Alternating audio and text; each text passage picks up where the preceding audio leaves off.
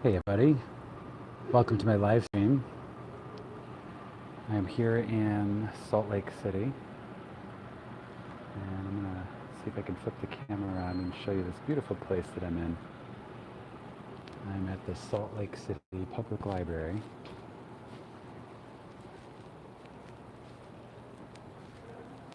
You can see the Rocky Mountains off there in the distance. It's a beautiful library. One of the coolest libraries I've ever been in. Right downtown Salt Lake City, Utah. And if you're not from the United States, we are in the Southwest. I'm in the Southwest United States right now in Utah, just west and south of Colorado.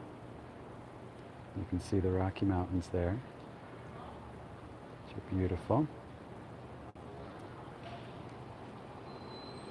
And I was feeling inspired by this awesome scenery. And I wanted to go live here and have a little conversation about Neville Goddard, about imagination, about creativity, and just some things that I'm thinking about on these topics. So I've recorded a couple of videos since I've been here. I've been here almost a week now, and I actually travel back to the East Coast tomorrow. So this will be my last day here in the foothills of the Rockies. And I'm thinking a lot about some of these topics and really getting clearer about what I can do with my channel, my YouTube channel, that goes beyond the narration. So if you're watching this live stream right now, chances are you're subscribed to me. Thank you. Thank you for subscribing to me. Thank you for watching my videos. I have to say that I believe in this work enough that even if you weren't watching my videos, I would still make them, because there's a truth that Neville says in a way that is so eloquent and so beautiful that from the minute I first started reading and hearing the way that he says this stuff, that he talks about the concept of being all imagination and what that means in terms of how you can create things for your life. As soon as I heard him saying it, I knew that there was a unique eloquence to his words, and I just fell in love with him immediately. That's all I can really say. So I just fell in love with his words, with the way that he says these things. And given that so many of his recordings are in such poor quality, hard to understand, I was reading about how some of these recordings were made, and people actually brought their own phonograph machines, like their own record recording devices, to his lectures to be able to record his voice. So that's why, some of these recordings that we have of him are in kind of poor quality, but yet they've still been preserved. And I'm so grateful to these people that actually had the foresight to record his words, knowing, maybe they didn't know, but I think on some level they knew that this was important, that the way that he says things is important, and that it's important to make these words and the way that he says things, his angle on this truth, available to future generations.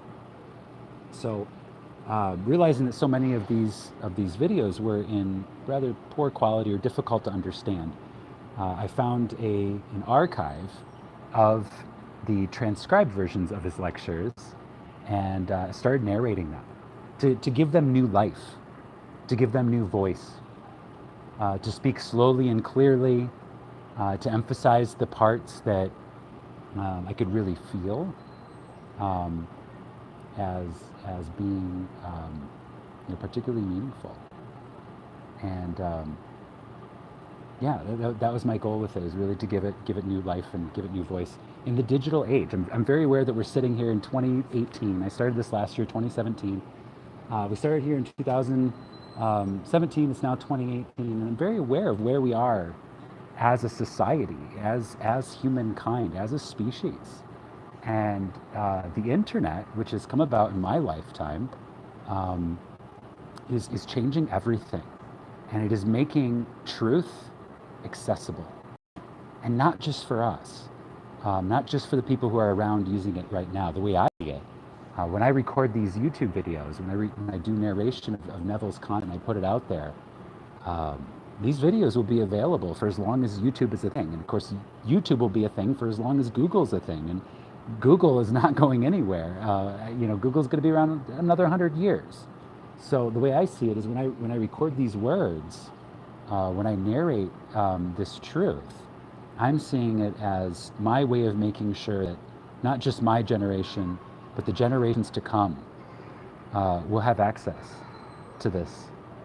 And again, it'll be spoken clearly. It'll be easy to understand. It'll be articulated and narrated beautifully. And so that's really my intention with this channel. And I've been getting clearer about that since I've been out here in Salt Lake City. Just spending some time exploring the city, and just kind of having some time off to think about where I am with my creations, my imaginary creation that I'm manifesting into my life. And I wanted to share some of these things with you all. So I'm looking at ways that I can expand my channel on just the narration, while still doing the narration. Like I said, I have 300 some lectures, and it's my intention to read all of them. It is my intention to read all of them, to preserve all of them, preserve all of his words in a beautiful way for future generations. So that's a long project. I can really only do one in a day. I don't know how much you guys know this, but when Neville lectures, he would lecture for 50 minutes, and then he would do 10 minutes of questions. So when I read his lectures, when I narrate his words, I keep that in mind, and my goal is to have it last about 50 minutes. Sometimes with the repeating, and sometimes I take pauses when things are particularly nutritious. When the words, the way that he says something are particularly nutritious, I'll take a pause and let it digest for a minute. But the idea is that these lectures are supposed to last about 50 minutes. So if I make a mistake, or I'm sure you've heard make mistakes. It's not so much if I make a mistake, it's if I say something that ruins the flow. Then I have to stop, start a new recording, and then that adds editing time to the video, or I have to go back and edit out the part where I misspoke, and then add in the second video where I spoke again. So it's not like it's necessarily a one take thing. So you can really only do one a day. So even if I did one a day every day, if I did one new lecture every day, that'd take me about a year or so. So this is gonna be a long-term project, but in the meantime, I'm looking at ways that I can expand this channel to give more value. And I get a lot of people asking, right away from the very beginning, I've had a lot of people ask me, well, what is your personal experience with this? How do you know that it's true? How do you know that this is truth? What have you done yourself? What have you created with your own imagination? And I've done a couple of videos. I even did one, from the very beginning of getting an idea of, oh, this is something I want to create. Talking about my Costa Rica trip, I did a video right away, and I was like, this is the perfect opportunity for me to document this process of creating using imagination. So as soon as I had this idea, I want to go to yoga teacher training in Costa Rica, and I want it to happen with ease and grace, and I want all of my potential concerns to be resolved, and I want it to all come together and be this beautiful experience. I recorded that video right away, even before I knew how it was going to come together. I wanted to get it out there and let people know this is how you start. This is how you start creating an imagination. You get really clear on what you want, to the point where you can describe it using sensory terms. You can describe what it's like standing in your creation. You can see it, you can describe what it looks like, you can describe what it smells like, how it tastes, how it smells, what you hear when you're standing in that finished product and in your manifestation, in your physical reality. You can see all of that in your imagination. When you get that clear, you've basically made it real. And then at that point, you've communicated to your higher self, the part of you that is all imagination, that's higher than this physical form that we can touch and interact with the world. The higher part knows what we want. We've made that clear. This communication goes two ways, and we communicate back the other way, saying this is what I want to experience, through creating these feeling states, through creating this as real as possible feeling of this is what it's like to stand in my wish fulfilled. So I've done some documentation about that, and it's my intention to continue to document in that way as well. But I'm also looking at other ways, and that's why I wanted to do this live stream today. This is my first time going live and just having a little chat, with you guys. I did a couple live readings around Christmas, which were a lot of fun, with my animatronic dinosaurs. Reading some of Neville Goddard's Christmas-themed lectures, which I thought was appropriate for the season.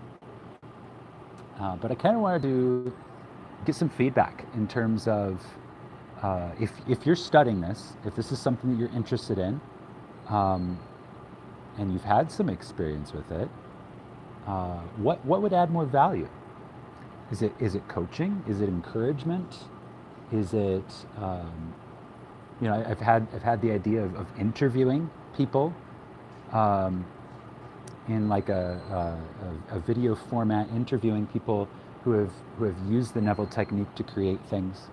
And Neville certainly isn't the only person to teach this. It's just I think that he's among the most eloquent people to teach this. So, if you have any ideas about what you think would create value, leave a comment or leave a chat message, and I'm curious to see that. But for right now, I think we have just a couple of people on who are watching. So for right now, I just wanted to talk, a little bit about some of the things I've been thinking about and processing, and some of the ways I've been growing with this Neville knowledge. So there's this quote from Neville. It says, you can't change your face by changing the mirror. Right? So like a mirror just gives you a reflection of your own face. When you look in the mirror, you can't change your face by changing the mirror. He says, leave the mirror alone and change your face. So it's this idea of changing your concept, your perception of yourself, and knowing that change will cause you to have a different or more expanded reflection in your life from the world back to you. Leave the mirror alone and change your face. So when I think about that, and I think about what imagination can be used to create. And I've recorded a couple other videos I'll be posting about this to come. So if this interests you, stay tuned. I'll have more information on this. But a lot of people, when they think about using the Neville technique to create something, they think about creating something tangible, something physical, a possession, a house, a car, a bank balance, winning the lottery, something that's kind of tangible. But there's also psychological possessions. So that could be a relationship. It could be a job, a position in the world. It could be fame. And the Neville technique, using your imagination to make this state feel very, very real, it does work for these things. But lately, I've been more interested in using my imagination to create my concept of myself. So what I mean by that is, who do I imagine myself to be? And there's this school of thought around that called self-realization. And it's this idea that you can begin to realize your true nature, being, that you are all imagination, that you are a life-giving spirit incarnated into flesh and having a physical experience. Around the idea around the school of thought of self-realization is that you have the opportunity to wake up to your higher nature, to wake up to this higher understanding of who you are. And as you wake up in this way, I'll give you guys a more beautiful view here. You can see the peaks in the background. As you begin to wake up in this way, the idea is that your self-expression naturally begins to shift and naturally begins to change. And so what I've been spending a lot of time on lately, rather than focusing on, manifestation of imagination of physical objects, which to me seems petty in a way, I've been thinking about who I imagine myself to be. And when I ask that question, I think about people that I admire, people that I honor, people that I feel are incredible examples of powerful human beings. And Jessica, I see that you asked that. You just asked, what changes have you seen from applying the Neville technique? And that's really what I'm getting into right now. Using the Neville technique, I've started to see the opportunity to imagine myself differently, my actual self-concept differently, more expanded. The idea that if I look at the world and I see these people who I view as being influential, is who I view as being awesome examples of what it's like to be a very honorable, upstanding, selfless, devoted, service-oriented human being. These are the traits that I admire in humans. I admire a dedication to something bigger than ego, to something bigger than materialism, to something bigger than self-fulfillment.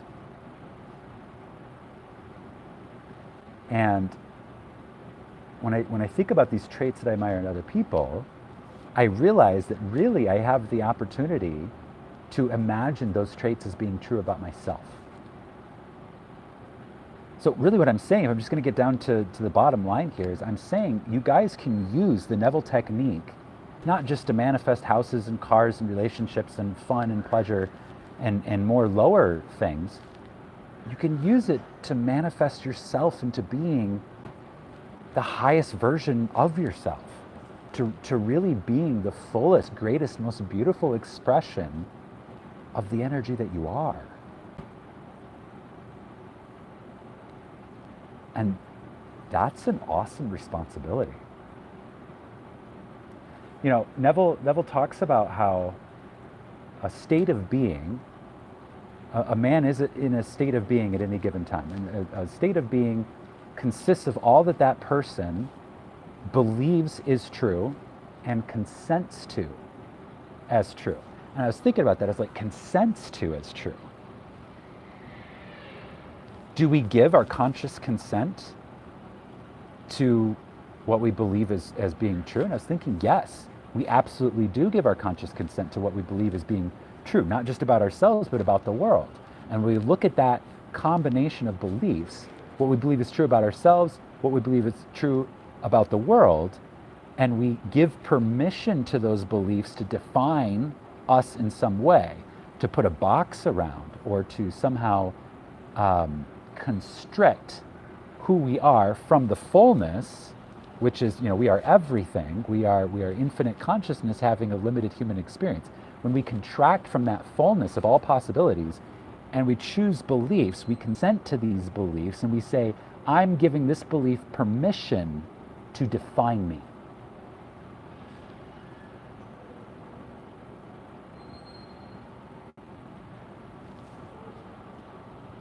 So when you think about that, when you think about what I believe is true, I'm giving permission, I'm consenting to that belief defining me.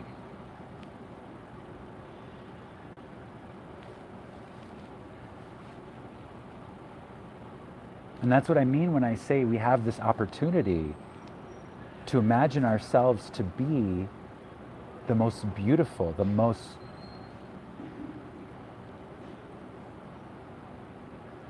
Neville uses this term, life-giving spirit.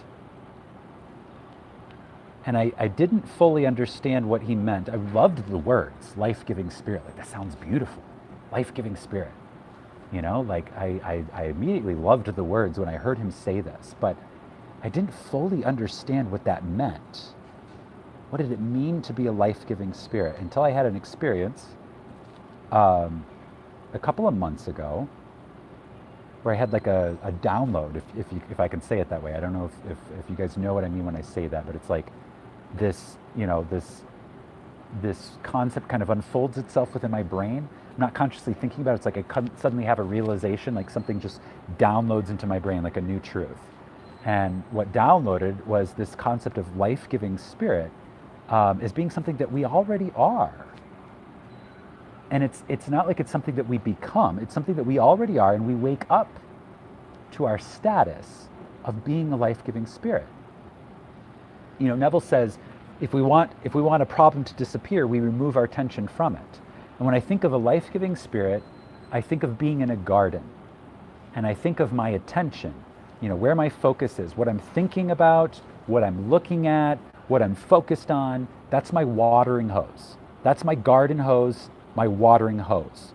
And it's on always, full blast of water always. And I'm walking through my garden, my life, the world around me, right? Just got to let you guys see this gorgeous view here, this gorgeous library. I'm walking through this gorgeous world in which I live in, which is my garden, and my hose is on all the time, and I'm always watering. I'm a life-giving spirit. Water is life. Water gives life, right? If I want a flower to grow, I have to water it. And I am that life. I am that life-giving spirit. I am that watering hose. And so what I choose to put my attention on, what I choose to place my attention on, is what grows in my life. I am the life-giving spirit. I give life to things in my life based on the attention that I give them. The water. What plants do I choose to water?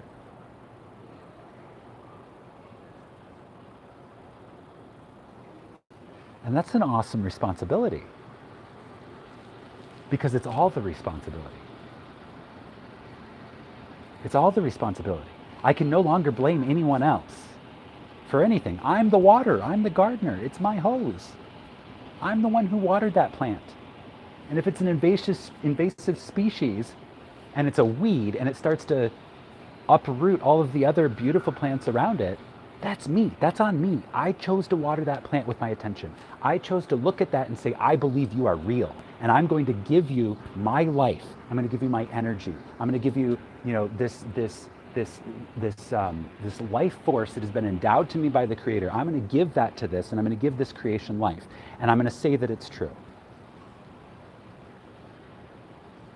And if it's not true, I'm deluding myself. And I'm planting and watering things in my garden that don't serve me. Or I'm planting and watering things in my garden that are the most beautiful things that I could possibly imagine.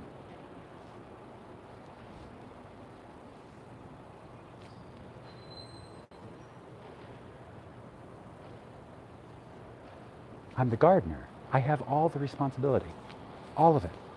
It's all on me.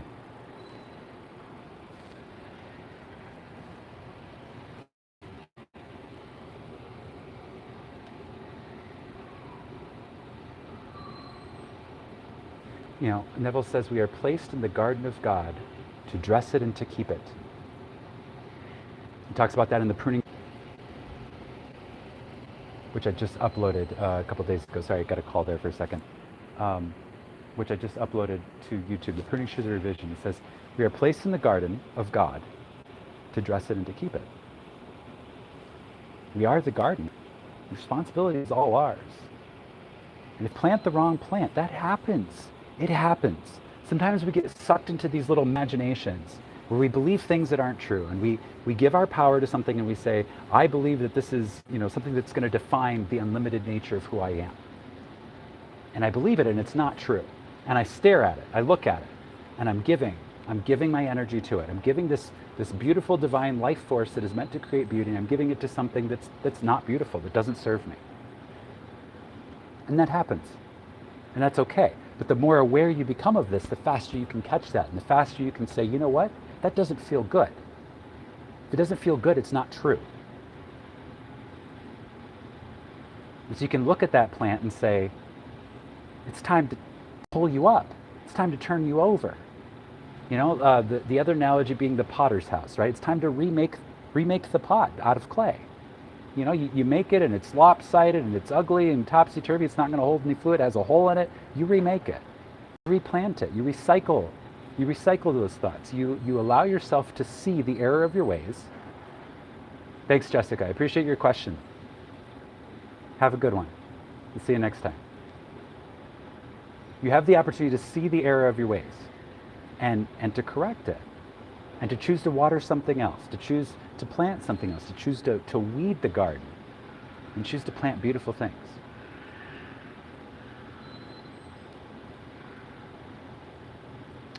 So my challenge to you is to not just focus, and okay, so I want to be really clear about this. It seems like a lot of people get attracted to the idea of the law of attraction or self-realization, or whatever you want to call it, because they want to create something.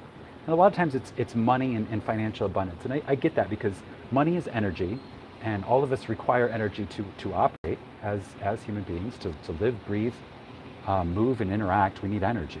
And a lot of times people are initially attracted to these teachings because they're like, oh, I need to create financial abundance. I feel like I'm restricted. I'm not able to do the things that I want to be able to do with my life or have the experiences that I want to have. So I'm going to create this money. I'm going to create financial abundance. I'm going to create wealth, whatever words you want to use for it. Dollars, pounds, euros, whatever it is. I'm going to create this energy to allow me to have these further experiences. A lot of people are attracted to this idea that way. And for that, I'm grateful, because if I heard this song the other day, and the lyrics go, I lost all my riches. Turns out this was the best thing to ever happen to me, because this is how I found the diamonds in the mine. So in a way, if experiencing a dream of lack, if in this dream called life, you somehow believe that you don't have enough to have the experiences that you want to have, if that's what provokes you to start studying these teachings, that's fantastic. And that's actually a gift.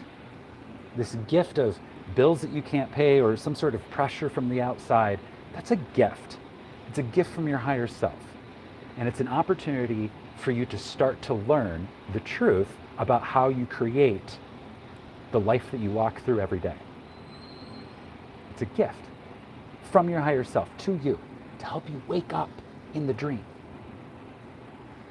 So a lot of times people are attracted to these teachings initially because they're like, oh, I want to envision or imagine myself to be like this wealthy person, have financial abundance, be able to give. And a lot of times it's motivated with beauty. They want to give to the world. It's not about, oh, I need to drive 10 Porsches and have 12 mansions. It's not always like that. A lot of times it's like, oh, I want to empower my friends and I want to empower my community and I want to give back and create beautiful things and change the world. And that's great. That is beautiful.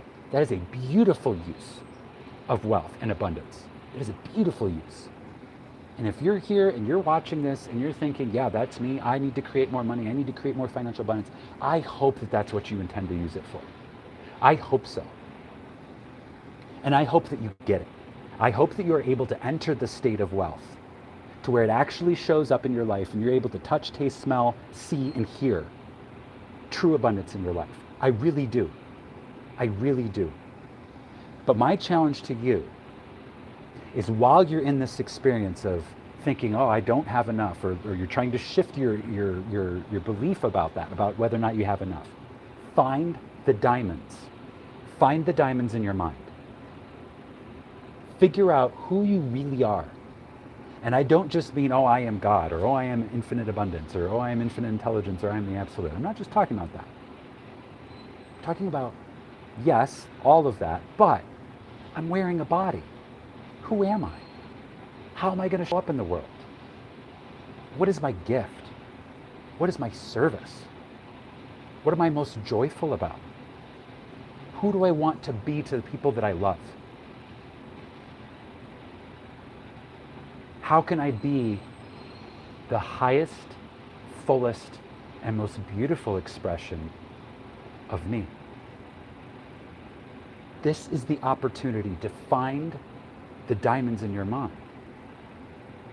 So that when you have that wealth, when you step into your power, the world changes. Because you're not just empowered with abundance, you're empowered with abundance and you know who you are. You found the diamonds in your own mind. And that is the state of being that truly wealthy, truly abundant people inhabit. They move into it. They stay there. They live in that state of being. Money comes, money goes. But that state of being, that's the true wealth. Knowing who you are. Choosing to believe that you have the ability to be a powerful creator, a powerful contributor to this co-creation that we're all walking through. You came here to wake up and remember who you are.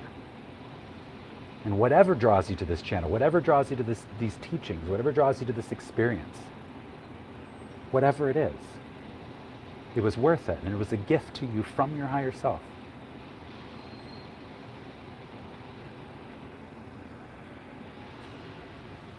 It gives me such joy to be able to share this with you all. Like I said earlier, even if you guys weren't watching my videos, I would probably still do them because I feel so strongly, I'm so convicted about this.